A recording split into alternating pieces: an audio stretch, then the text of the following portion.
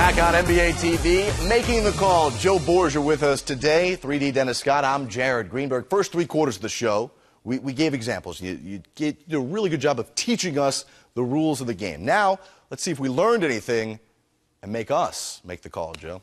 Okay, well, in order to make a call, you guys are going to need whistles. So let me make you an honorary referee for this segment. Ooh, hey, Joe got his name on the whistles. Nice. How many tees did Joe give you over the years? 0. Okay, well, I was going to say you can give him one, but no, you can't. No. All right, Joe, let's go to example number 1. All right, the first play here. You tell me. Is this an offensive foul or not?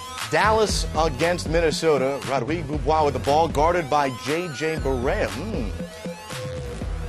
No, Barea is known to be a bit of an actor, Dennis. Known. We need to send that to Stu Jackson. That's by far a flop. That's not a charge at all.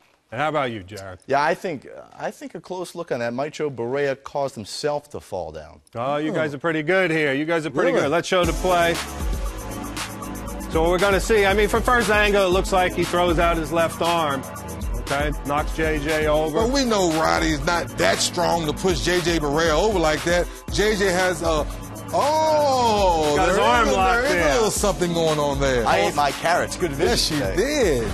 So JJ actually locks his arm, pulls it back as he's falling backwards to try to create the impression that he was knocked over. And yes, that play did go to Stu Jackson. All right, we are 1 for 1. But first, before we move on to the second example, we really want to talk about the new emphasis this year on flopping. And that has nothing to do with the guys that you oversee and the officials on the floor. That, as we mentioned, goes to Stu Jackson's office. So the officials are never going to make a flop call.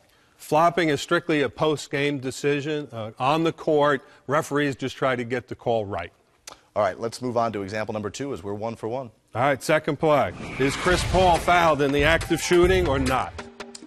Oklahoma City and the Clippers. Oh, man, we're shooting 3 on that, Joe.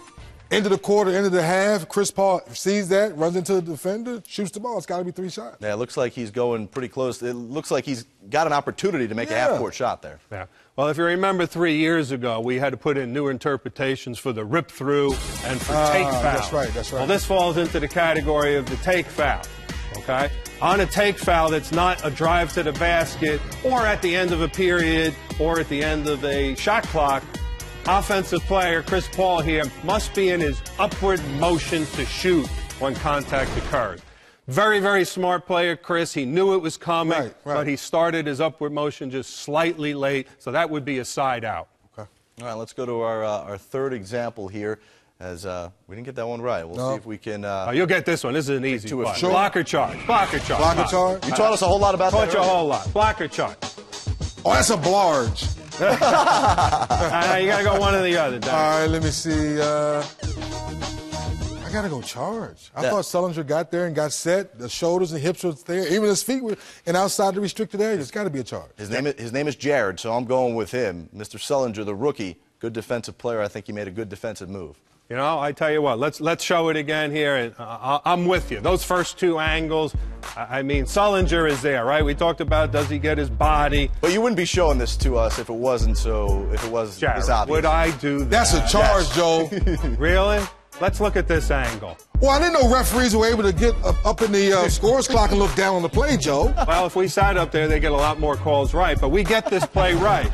And if you notice from the lines, you can actually see how far Sullinger slid over to his right after the start of the upward motion. That's a blocking foul. So this is a prime example why 3 referees have to be in their position so they can have the right angle to get that call right. Because with fast motion, that looks like a charge, hands down. Yes, and the referee who is on the baseline in the lead position, they have the best view of whether the defender was going sideways, east or west. And that's who made the call on this play. Because like you said, the first 2 angles, we sort of had the outside ref's view, and boy, it sure looked like a charge. I guess this whole referee thing isn't as easy as we make it out to be each night, huh? Slow motion, freeze frame, it's pretty easy, but you know, when you're on the court and going full speed and the referees are running full speed, some of these plays can be very, very difficult. Joe, despite what they say, referees, they're pretty smart. And they're nice guys, too.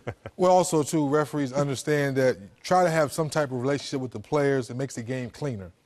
Yes, I mean, communication between referees and coaches, referees and players, we spend a lot of time on that. It's actually very difficult because you're dealing with 62 personalities with the referees and then all the players and coaches. Joe Borgia, Vice President of Referee Operations, it's been a pleasure. Thank you.